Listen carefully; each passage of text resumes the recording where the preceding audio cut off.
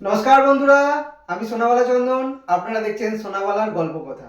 আজ তোমাদের সামনে আমার লেখা একটা কবিতা শেয়ার করব। কবিতার নাম আমরা স্বর্ণশিল্পী। হতে না হতে সামান্যতম জ্ঞান, দারিদ্রতা কানের কাছে পড়তো ঘ্যান ঘ্যান। 11 বছর পার করে যখন 12ই দিলাম পা, মন বলল এবার তুই কাজে চলে যা। চেলাগিরি শুরু এসে বোম্বে দিল্লি, কপালে তাই জুটল না আর স্কুল কলেজের ডিগ্রি। বকুনি আর মারের ছিল না কোনো অন্তর, যা ছিল পাঠশালার থেকে অনেক বেশি ভয়ঙ্কর। চা আনা, রান্না করা, বাসন মাজা, এই ছিল কাজ।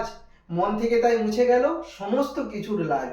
বছর 5 পর যখন শিখলাম একটু কাজ, বাবা তখন জানতে চায় মাইনেপত্র কিছু পাস।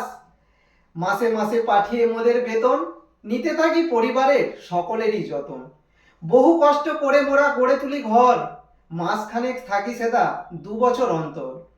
মোদের ছাড়া সবাই থাকে আনন্দেতে মেতে, আমরা থাকি কর্মব্যস্ত তারই অর্থ যোগান দিতে। কিভাবে যে কাটে মোদের 24 ঘন্টা রোজ, পরিবারও রাখে না তার তেমন কোনো খোঁজ।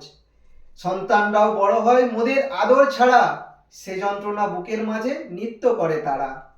ভালো আছি মিথ্যে কথা বলি বারংবার, পরিবারকে ভালো রাখবো করেছি অঙ্গীকার। নমস্কার।